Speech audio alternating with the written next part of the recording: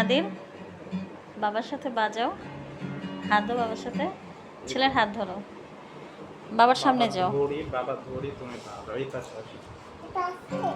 হ্যাঁ, বাজাও। তোমাকেও একটা কিনে দিব। এই তার ছিঁড়ে যাবে আস্তে। তোমাকেও একটা কিনে দিব। আর একটু বড় হও। না এগুলো ধরো না। এই আচ্ছা এটা ধরো না। এভাবে